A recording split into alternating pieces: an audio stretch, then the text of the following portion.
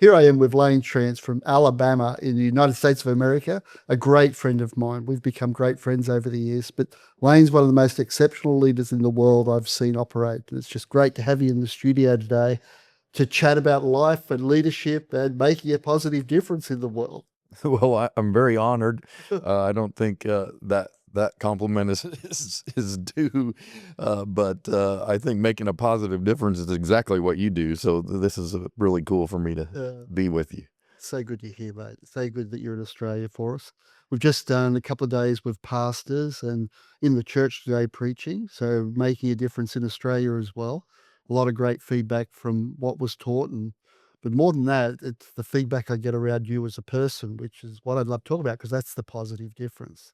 And you grew up in Colorado under basically racing motor vehicles up the America's mountain, Pikes Peak from where your dad's in the world of fame, in the Hall of Fame. Yeah. And also you have been a Pikes Peak winner a Yes. number of times. Yes. How do you relate leadership and Pikes Peak? How do they go together? Well, that's a big question. I think as much or more so of my story, even though racing in Pikes Peak and my dad racing my entire life, is his first race up Pikes Peak. I was 9 months old, and he ended up doing it 40 times. So there's no human that has raced Pikes Peak as many times as my dad. I think the next would be Louis Unser of the famous Unser family. I think he did it 36 times. And so my dad's a legend. But he also, when I was 2 years old, he bought a tow truck and started a towing business. And the towing business is pretty much perfect setup for ministry because it's 24 hours a day, 7 days a week, helping people in need. Yeah. Our towing business didn't do the things that would make people angry. We didn't do repossessions. We weren't going to come take your car away from you. We didn't do a tow away if you parked in the wrong parking spot. We didn't do any of that. We just helped people that had a breakdown or an accident. And that business grew as I grew up. It got bigger and bigger, and I just learned so much resilience, commitment, work ethic, unpredictability. Yeah. There was nothing the same. There was no day alike. There was no accident like another accident. I mean, we had the large trucks that would go upright, semis off the highway that had flipped over, and so I just grew up around it. Grew up in wanting to drive a tow truck like my dad, and then race a car up the mountain like my dad. And then as I got old enough to start helping on the car and working on the car and pulling all-nighters to get the car ready, I just fell more and more in love with it. And I think it just built a deep discipline to conquer the task. And racing a car up a mountain is not as physically demanding as Mount Everest, on a climber, but there's a lot of similarities because we would prepare for a year, and then you've got one shot. You can race up that mountain one time, once a year.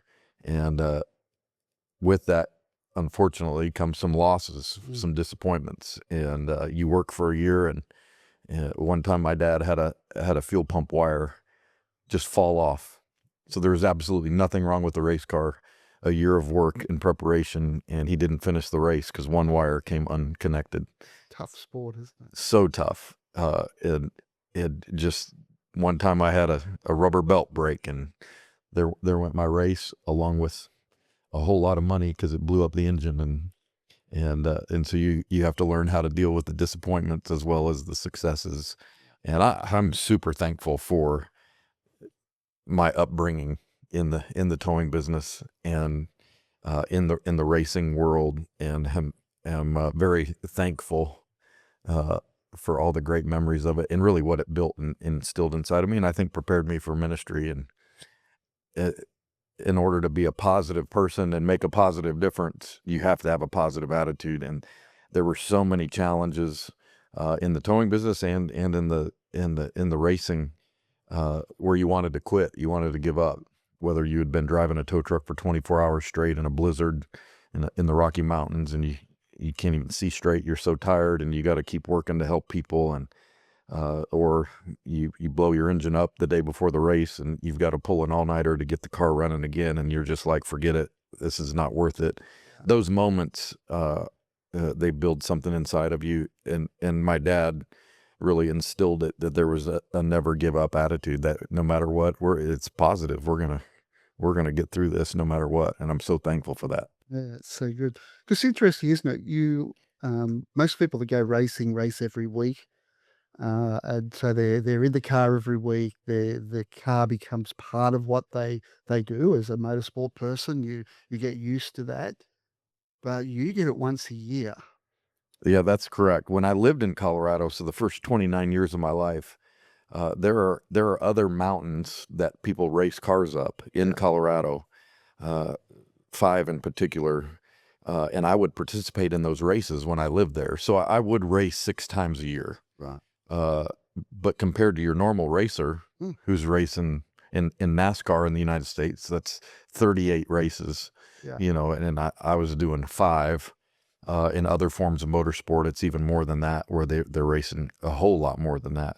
And it was a challenge when I moved to Alabama and no longer raced at all, yeah, except for Pikes Peak once a year, because Pikes Peak was the pinnacle. So I'm racing against professional drivers that race every weekend. I'm racing against global drivers that compete in World Rally, yeah, or other forms of motorsport in other countries, Asia, Europe, South America. I mean, you name it. People from all over the world would come race Pikes Peak, and you had to compete against them. So I depended a whole lot on growing up there and yeah. and having dreamed of racing that mountain before I could even drive, and then learning the road as soon as I could drive. I had it memorized immediately, and so leaned on a lot of that experience and time, and then using a sports technique that professional athletes do, and that's just called visualization. You just close your eyes and just imagine yourself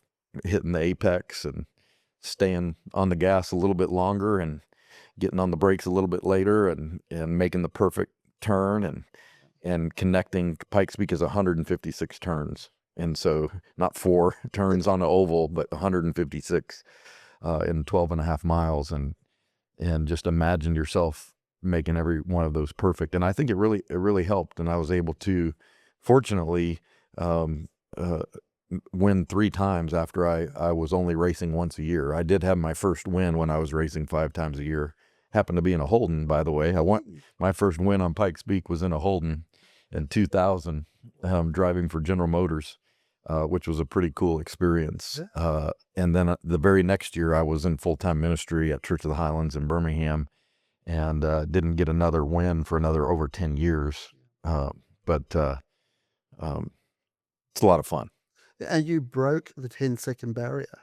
Yeah, 10 minutes. 10 minutes. I wish it was 10 seconds. Yeah, so it's a 10-minute barrier. Yeah, so it that's took, I believe it took almost 90 years for any driver to complete the race in under 10 minutes. Is actually a driver from Japan named Nobuhiro Tajima. He's known as the Monster because he's actually probably 6'4", which is not normal yeah, for a Japanese. And he was the first person to go under 10 minutes, and that was a barrier that was extremely hard to conquer. And then once he did, a couple more people did, and yeah. within I guess, I guess 7 to 10 years, I can't remember. I was able to break the 10-minute barrier for the first time in 2016. I ran at 9 minutes 54 seconds, Wow. and that was probably one of the greatest. Well, it was the greatest day in my racing career for sure. Even though I won a few more times, Yeah, that one was extra special. yeah, absolutely. It's interesting, when you relate it back to faith, isn't it? Visualization, calling those things that aren't as though they are, that they are. We look at those different scriptures and how God uses all these things to Yeah, wind into your life yeah. to make a difference is quite incredible. Tell me a little bit about your family journey. It's another interesting journey, isn't it, around uh, marriage and adoption and those Yes, stories. yeah. So Grew up in Colorado. My best friend moved to Mississippi to be a youth pastor and introduced me to my wife several years later. So we did a long distance relationship and then got married, and she moved to Colorado and lived there for 5 years. And then we moved to Birmingham to start Church of the Highlands with Pastor Chris. And by that time, uh, our oldest daughter, we had adopted her. We found out very early in our marriage that Rachel would not be able to uh, uh, be pregnant naturally, and so our only option for her to get pregnant would be through IVF. Yeah. And so we learned that early on, and then God just worked it out where my pastor in Colorado called me and said, "Hey, my cousin's an attorney in Kansas, and Well, a teenage couple walked into his office and asked if he could help them find a family that could adopt their baby." And a few months later, she was born, and we were holding Ashlyn in our arms, and we got to have our own hospital room her first night. The birth mother was that kind to allow us to take her into our room, and we have had Ashlyn in our life for the last 26 years. how amazing. And now she has our first grandchild, Which and so is it's so pretty exciting. miraculous. Yeah, it's so good. How does that relate to when you think about God adopting us? How does Oh, that it's relate? it. I wish every human could experience adoption the way that we have experienced it, because people will ask, "Well, do you love her?" We do have a daughter through IVF, so we do have a biological daughter. A couple of years later, so she's 2 years younger than our oldest, and people are like, "Oh, do you love them the same? Do you love?" And I cannot explain. Maybe if since you're a rev head, as they say in Oz, Yeah. you love cars. If you had a very expensive vehicle that you drove every day, um, and then I gave you one Yeah. that was just as expensive as a gift, Yeah. Yeah. you would have a different appreciation. You would have a different carefulness. Um, and Ashlyn, our daughter, is the greatest gift that we've ever received outside of our salvation. And I cannot describe how deeply we love her and how there's no difference whatsoever in our love for her versus our biological daughter. It's just amazing. So then to know that God does that for every one of us, Yeah. and he doesn't just tell us that he loves us, but he takes us into his family. But he doesn't just take us into his family; he gives us his name, Yeah. and it's just beautiful. And I'm so grateful that we got to physically experience it as parents, because it definitely widens your view of how much God loves us, and the amazing thing It's it is, because we're all adopted. Yeah, that's right. Yeah, We're adopted into the kingdom. It's quite an amazing thing. Then you journeyed through to leaving your towing business that you were president of at the time. that's right. We had the family towing business for, Yeah. oh gosh, as old as I am. Now that business is 54 years old, and I left the business in 2001 to move across the country and go to Alabama and start a church from nothing. Wow. And you've been involved in that church literally from day one. Yes. And you've seen it grow to be one of the most influential churches in America, but also the world. How's that journey look? It's sobering, it's humbling. It's super fun to be a part of something that is so successful and so amazing that it is so obvious that we couldn't do it ourselves. Yeah. So, if it wasn't as massive and so much influence, you might be able to think, "Oh yeah, we did that. We worked hard, and we did all the right things, and we prayed all the right prayers, and we put it all together in Church of the Highlands and Highlands College, and what God's done through Pastor Chris uh, is so far beyond." And he would say that if he was sitting here with us today. Like, if he says the phrase, "If you really knew me, you would be more shocked than anyone at what God has done." And I feel the same way. I'm a tow truck driver from Colorado that followed my former youth pastor. I've known Pastor Chris now for 37 years. He's been an influence in my life, 25 years at Church of the Highlands, and we know more than anybody that that what we're a part of is an act of God. It is the blessing of God. It is the favor of God. It is the miracle of God, and it's really cool to be in the middle of something like that. Oh, absolutely. So what's some of the keys that you've found over the years of that? Some of the things that Church of the Highlands has done that is fabric to its DNA that you'd say has made a difference to the church, and why the favor of God has Yeah, flowed? we could talk for hours to answer that question. The first on the list of things that I think allowed or facilitated to be possible is easy, and it's so far ahead of anything else on the list. And that is the culture of prayer that Pastor Chris established from the very beginning. It's in the United States, January would be the best month of the year to launch a church. That's when people are wanting to start fresh and new, and all the statistics say launch in January. It's probably the opposite here, since that's the middle of winter or middle of summer here when people are on holiday. But for Americans, that's when you should launch a church. But Pastor Chris had come from Bethany World Prayer Center in Baton Rouge, and they every January did 21 days of prayer and fasting. And so he made a decision before Church of the Highlands had its first service that we would pray and fast for 3 weeks during January, when we should have been launching Yeah, based on the data yeah, and what everybody was saying. But he made it a priority. And I think so much about even the tithe, it's really about the order right. that God gets our first. Yeah, So he doesn't get our leftovers. He doesn't get what we can handle after we've done everything else. And so he set that aside. So January of 2001, the launch team, which there was only 34 of us on the launch team. I was in Colorado with Rachel. There were 5 or 6 families that were still in Louisiana, and then the rest were in Birmingham. And so those families would go to Pastor Chris and Tammy's house I think they did it in the evening, yeah, and they would have a 1-hour prayer meeting for those 3 weeks. And we were praying and fasting in Colorado, and other families were praying and fasting in Louisiana. And then the church launched on February 4th, 2001. And every Saturday, so not just 21 days of prayer, which we still do every January. yeah, So we start our year giving God the first of the year. And then we have had Saturday morning prayer every weekend for 25 years to pray for Sunday. yeah.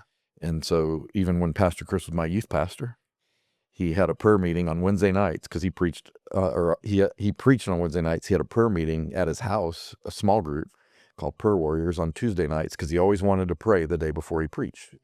And so he carried that right to Church of the Highlands, and we've had Saturday morning prayer. So we pray every Saturday year round. We do 21 days of prayer and fasting every January. And then we also added, a few years into the church, we added 21 days of prayer. And we kind of joke about it, and we say feasting, 21 days of prayer and feasting, because we don't really highlight. People fast during that, but we don't make it a focus like we do in January. And we do that every August. And then we have prayer small groups at every location. We have prayer teams. So every service, there's a team behind the scenes somewhere. Yeah. Our church was 6.5 years in a high school, and the prayer team was right behind the curtain on the stage because we had nowhere else for them to go. So they had to pray in silence, which is very hard for intercessors, but they did. And but every location of Highlands, every service for 25 years, there's been a team of people praying behind the scenes. And we have seen salvations happen every Sunday for 25 years. And we just, about a month ago, eclipsed 400,000 salvations, names that have been turned in since the first Sunday of Church of the Highlands, which is a miracle. But it's that prayer covering. And then our pastor, Pastor Chris, now our new lead pastor, Pastor Mark, and Pastor Chris taught all of our pastors to have personal intercessors. Yeah. So even on this trip, while I'm here in Oz, I just a few hours ago heard from one of my 5 personal intercessors just checking in on the trip. And so we just have a culture of prayer and spiritual warfare. And so beyond everything else that I could say, that would be the primary reason Yeah. that we've seen God move in the way that he has It's been because of incredible prayer. journey, hey? Yeah. one of the things I've noticed, having travelled over to Church of the Highlands for a number of years now, is your ability to raise leadership. So it's not just PC, Pastor Chris. He's always developed leaders. And what I've noticed about your life is you constantly develop leaders, no matter where you are. Where you're here today, you're out to lunch with some of our young leaders and developing young leaders. But the other thing I've noticed that's been very interesting to me is you've developed not only leaders, but friends around the world. So tomorrow we're visiting a couple of friends in Australia. Well, yeah, As we drop you back to the airport, you're visiting a couple of friends. How did you develop that model of leadership and friendship? And that is a question I've never been asked before. That's awesome. The leadership side is easy because it's been modeled for me so well since I was 17 years old. When I met Pastor Chris, he immediately started developing me, and um, I love talking about development because development, feedback, correction, discipline, those you can interchange all of those words yeah, with discipleship. absolutely. It's all one and the same. I would argue this: without correction, discipline, development, or feedback, there is no discipleship. Yeah. It's not just talking about a scripture that we read together. That's learning. Yes. But discipleship is, man, you shouldn't talk about your wife like that. Yeah, that's good. Let's talk about where's that coming from, and actually being corrected, and not just being corrected for a behavioral change, Yeah. but a heart change and an understanding. And Pastor Chris, in my opinion, is the greatest developer I've ever seen because he is constantly correcting the people that are close to him, the people that he loves and wants to make a difference in their life. He is going to bring correction. Yeah. And correction always feels like rejection. Yeah. That's just the human response. Yeah. But he's always been so good at making sure, like, I know that he loves me. And if he's correcting me, it's because he wants me to reach my full potential, not because he needs me to do a better job for him. Yeah. That's actually not discipleship. That's manipulation. Yeah, absolutely. If you're just trying to get somebody to do what you need them to do, you're not developing them. You're not discipling them. And if you're going to have feedback that will be discipling, there has to be a teaching part of it or component of it. And that's what he's so brilliant at, is that he will always bring the why Yeah. behind the correction. Yeah. Hey, you don't talk about your wife like this, and here's why. Yeah. That's a daughter of the Most High. That there's value in all whatever the situation is, and he was just so always is. Unfortunately, I got corrected 3 weeks ago, after 25 years, but I'm still learning from him, because if he sees something, he'll say something, and that's just a constant. So what that does, the culture in any organization is created by how the leaders behave. Well, our leader has always Yeah. developed. Yep. And so that creates a culture that then I replicate because I'm a part of it. So it's just natural for me to develop. And so I don't think I'm any good at it. I think I've just learned from the best, and I try to do what has been done for me. And if you really love somebody, you won't sit by and let them stay the same. Absolutely.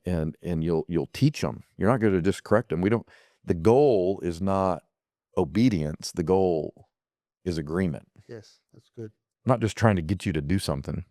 You need to dress nicer. You're a pastor at an amazing church, or no, there's that would be the obedience. Yeah. But it's like, let me explain why. And here's what we're doing. We're representing Christ, and we're leading the way. And that is like, oh, okay. So then instead of me rolling my eyes when I get corrected, when he takes it the extra step and teaches me, I'm like, oh, okay, I get it. Yeah.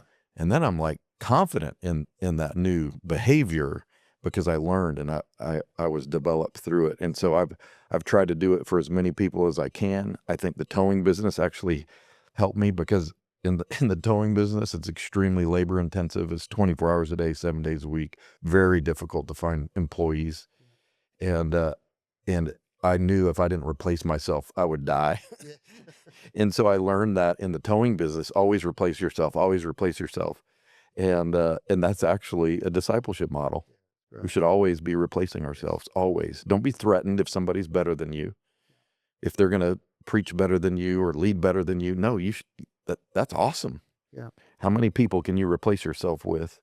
And, I think it's just been a part of our culture, and I love, doing that for others. And then I think, the friendship side of it is probably, uh, um, what is also modeled from Pastor Chris, just the humility. I'm just a tow truck driver. I'm just Layne from Alabama and honored to be in Australia and be with friends and be at an amazing church here at Highlands and be with an amazing team. And so it's so humbling to me. Um, and I think that's attractive to people, Yeah. if they're a part of something successful and yet they're normal Yeah. and they're humble about it, then that's attractive. And so maybe that's why I don't know. Hopefully I'm friendly. We're definitely friendly though. Right. But I try to add value wherever I go and see how I can serve. Yeah, that's phenomenal because you do. You make a difference everywhere you go. It's been amazing Thank to you. me to watch. I've been with you in America, and your phone never stops from people around the world contacting Layne. Hey, Layne. And I find that incredibly. And I'm honored, and that's part of Pastor Chris's influence in the church, globally helping invest in pastors. We've been investing in training pastors since the beginning of Church of the Highlands. And primarily, those first years, it was through an organization that John Maxwell started called Equip. Yeah. And we were one of the early churches to just go all in and adopt countries and train leaders in those countries. And we started doing that before Highlands was anything. Before anybody knew about Church of the Highlands, we were already investing in pastors and Christian leaders around the world. And then that has snowballed to global influence for Church of the Highlands. It's amazing as you sow, you reap, isn't it? Yeah. Yeah, go figure. Yeah. It works. It works. It's quite incredible. So, Church of the Highlands now, for everyone that's listening, what is Church of the Highlands? What does it look like? Yeah, Church of the Highlands is 25 years old. We just celebrated uh, that that uh, that landmark date or anniversary, if you will, back in February. A year prior to that, Pastor Chris handed the church to the next generation. He gave it to Pastor Mark Pettis. Pastor Chris became our founding pastor. Pastor Mark became our new lead pastor, is what we call him. But Pastor Chris is no longer in control of anything on the church side. We did start a college when we started the church to train up the next generation of ministry leaders, and that became Highlands College and is now a fully accredited university. It is America's ministry leadership university, specifically to train up the next generation just for the local church. We're not a Christian university where you would come and then go be an accountant, or you would come and be a nurse. Like, those are awesome and they're everywhere. Yep. America has plenty of them. We didn't need another one of them, but we needed a place especially connected to the local church that would train up ministers to go into the local church, because the harvest is plentiful and the workers are few, Luke 10:2. And so Pastor Chris, at that time, when he handed the church to Pastor Mark, put his full attention and focus on the college. So he's the chancellor of Highlands College, and so it's beautiful to see how the church has just flourished like unbelievable. We He handed it over at its peak. It was the largest it's ever been, the most income it's ever had, the most salvations it's ever had, and the church hasn't missed a beat over the last year under Pastor Mark's leadership. He's doing a phenomenal job.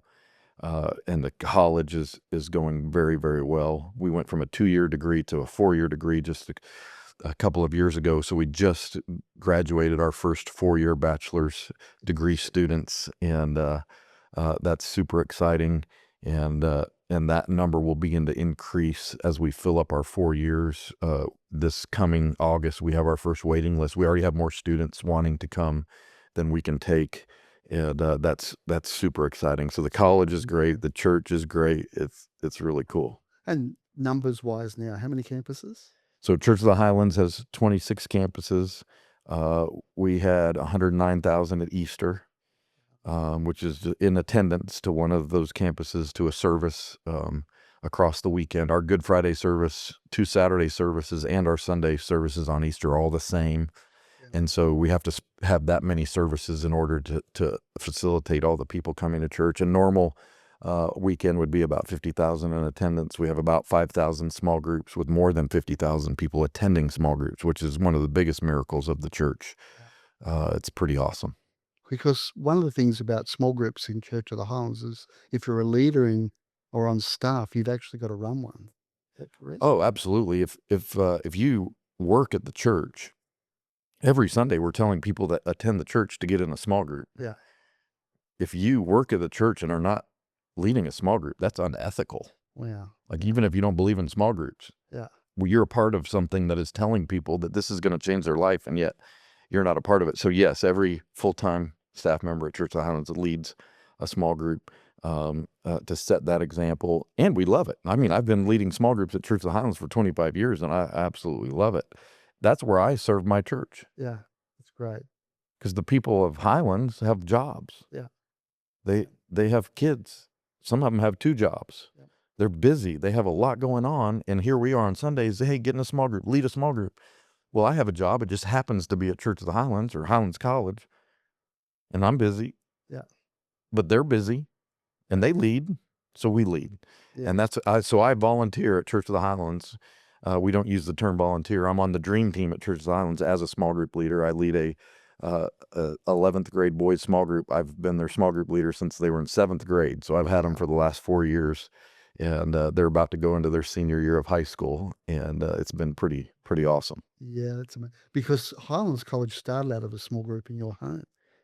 Yes. So Pastor Chris had the vision to train up young leaders before he had the vision for Church of the Highlands. He has always been passionate about Luke 10:2, the harvest is plentiful, the work. He has been a leadership guy.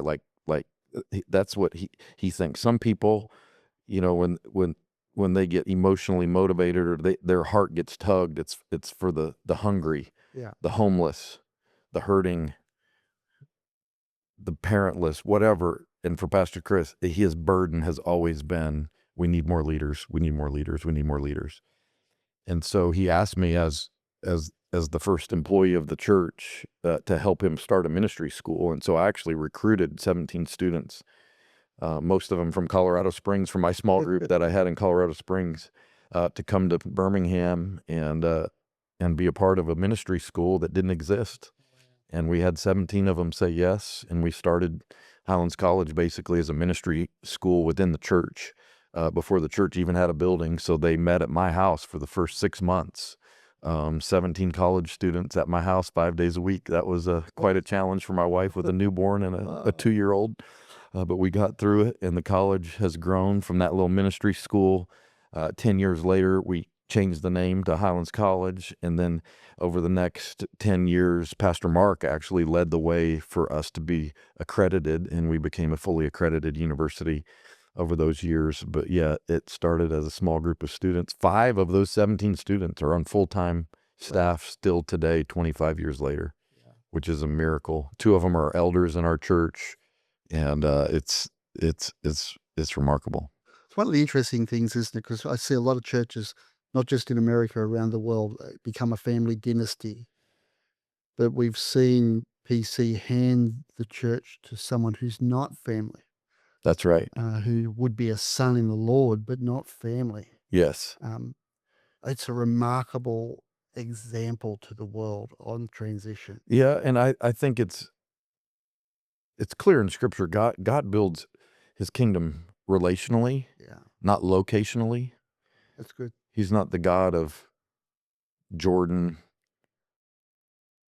Israel, Saudi Arabia. He is the God of Abraham, Isaac, and Jacob. Yeah, that's good. Like, it's people. And so there's nothing wrong with the pastor that hands it to his son or a family member at all. That's relational. Yeah. But it is beautiful because it does seem to be rare. Yeah. That especially a very large church, as large as Church of the Highlands, there's never been a church as large as Church of the Highlands in attendance that has done a baton pass to the next generation, to the next leader. And so Pastor Mark has basically taken on, at 45 years old, the largest church anyone has ever become the leader of, Yeah. if that makes sense. Yeah. And so it is beautiful to watch and see, but it's also a picture of Pastor Chris's development of Pastor Mark Yeah. for 20 years. Yeah. I actually got to hire Pastor Mark because I was over student ministries and we were desperate for a high school pastor. I was leading high school ministry and overseeing student ministries in the college. And I went to Pastor Chris and I said, man, I think I know our next youth pastor. He's better than me. He'll be better than me. His name's Mark Pettis. And Pastor Chris already knew him, but I was like, he is definitely our guy. And so that's really cool to see. But Pastor Mark is one of the many fruits of Pastor Chris's development of leaders, and it's really cool to see. Layne, one of the things, and we talked about it in the car here, coming here, your unique ability to start something and hand it over, like starting Highlands College in your lounge room. You've led Grow Leader with thousands of pastors around the world, built it to an incredible organization that it is. Highlands College, all of those different things. You're a campus pastor building amazing churches in Alabama. How do you do that? Well, I wish I was really good at it. You But are. yeah, but there has been a lot of learning, um, because of my positive outlook. I pretty much love anything that I'm asked to do. So everything Pastor Chris has asked me to do, I've gone all in, and he asked me to start our student ministries. I went all in and loved every minute of it. He asked me to start our college, and I went all in and loved every minute of it. I asked if I could start the first campus. That's my only thing that I ever did with Pastor Chris that he said wouldn't work. And so I started our first campus, but went all in and loved every minute of it. Uh, but then as the church grew, and really it would have been about 6.5 years in, we were about to move into our first permanent Yeah. building. It's beautiful. It's massive. It's our broadcast location. And I had led all these things, but what I was specifically leading on a weekly basis was our college ministry to university students in the Birmingham area, not our students, but the ones at the public universities. Yeah. And I was preaching every Thursday night. We call that ministry of Church of the Highlands. It's called One. And I was preaching every Thursday night, and we were in this terrible location, in an office building that wasn't cool for university students at all. I mean, there was nothing cool about it. And we had about 350 every Thursday night, and it was the largest university ministry happening in the city at the time. And we're getting just 6-8 weeks away from moving into this building, and I am so excited that we're going to actually have a good sound system Yeah. and lights and all the things just to make a better environment for college students. And about 6 weeks out, Pastor Chris came to me and he said, hey, when we move into the building, I want to shut down One. I don't want to have a college ministry anymore. I want us to focus on Sundays. And I'm a good soldier, and my dad asked me to do a lot of things I disagreed with or didn't understand. So I kind of said, yes, sir. Yeah. And I'll developed quickly a plan of communication to make sure that the students know we're going to focus on Sundays. So on the outside, I was running the play, but on the inside, I was messed up. Mm. I mean, messed up. And I started to spiral. I'm having those inner conversations that we have too often. Maybe I'm not a good enough leader. He's not happy with the size. I didn't grow it big enough. I wonder if it's because I'm not a good enough communicator, preacher. I wonder if he doesn't want me on the team anymore. And I spiraled to the point over the coming weeks that I thought maybe I should quit before he fires me. That's how bad I got in my head. And I was actually doing Equip. I was over in Switzerland, a really rough place, training pastors. And it was nearly bedtime. I remember having to go outside of the hotel to get signal on my little flip phone Yeah. because Pastor Chris was calling me. He had a question. It was morning or daytime in Alabama, nighttime over there, and I answered his question. And then I said, can I talk to you for a second? And he said, of course. And I just unloaded 3 or 4 weeks of internal pain. Yeah. And I started crying, and I'm like, are we shutting down the ministry because I'm not a good enough preacher, because I didn't grow it big enough? Am I not a good enough leader? Do you want me to quit? Do you want me to go do something else? He's like, whoa, whoa, whoa, whoa, whoa. He said, Layne, none of those are true. And I kind of perked up and I'm crying. And he goes, "I've got bigger, more important things for you to do." That's great. And then I was like, oh, yeah, yeah, that's what I thought. Yeah, that's what I thought. Forget everything I just, yeah. So I was embarrassed that I had just taken it the wrong way. But here's what happened. And the lesson I learned that I've had to learn over and over again, but I've gotten better at it. And I describe our position in ministry as what gets the work done. The position is the blade of a knife, and you can actually hold on to the blade. Yeah. You can get a very sharp knife and you can hold on to it. You can actually squeeze it. And you can squeeze it even tighter, and you can find your identity in it. Yeah. Oh, I'm the youth pastor. I'm leading one. I preach every week. You can find your self-worth in it. Yeah. I dreamed of being in full-time student ministry for 12 years. Wow. I was called at 17. I didn't go into full-time ministry till I was 29. And I was squeezing that thing. Yeah. Which is no problem, no damage until it's removed. Yeah. That's, yep. And he took that knife out of my hand and I bled everywhere. And it caused so much hurt on the inside. Same scenario.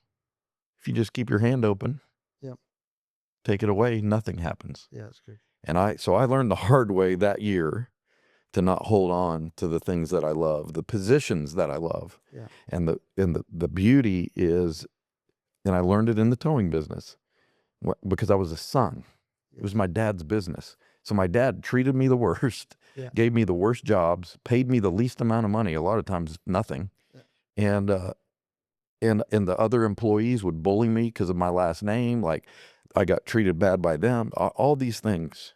And yet I didn't care. Yeah. I had the best attitude. I would work the hardest because someday I'm going to own all of it. Yeah. So you can not pay me now. I'm going to own it all. Yeah. Other employees can make fun of me. I'm going to be their boss. And so taking that mindset, the theological principle is sonship. Yeah. Paul says we are co-heirs with Christ.